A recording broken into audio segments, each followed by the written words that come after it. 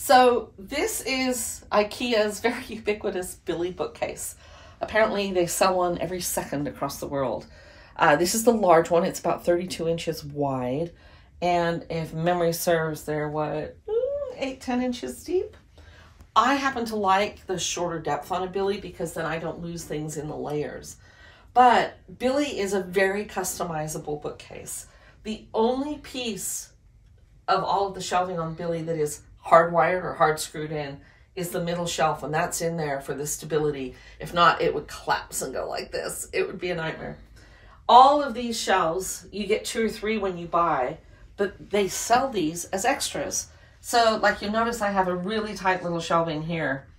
I do this specifically for those things of those height. You can just buy a shelf to get that. So I've got an extra layer out of here. I've popped this one in at the right height to be able to put my hand in underneath fabric bolts.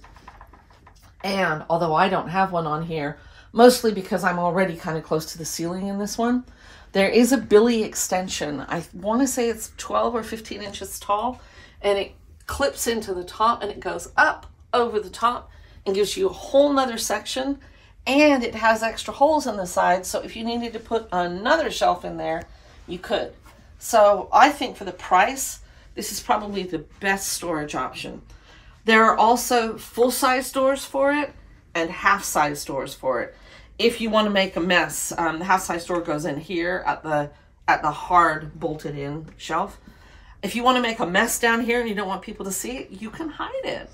Also, as you can see, these are baskets from Ikea. They're designed to fit perfectly on the Billy shelf.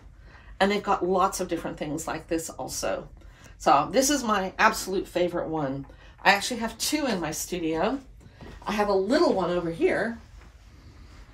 And I've got this one set up just a little bit differently because I have all of my weird stabilizers and fusibles and all that, and any of my 108 backing fabrics as well. Again, small shelf, small shelf.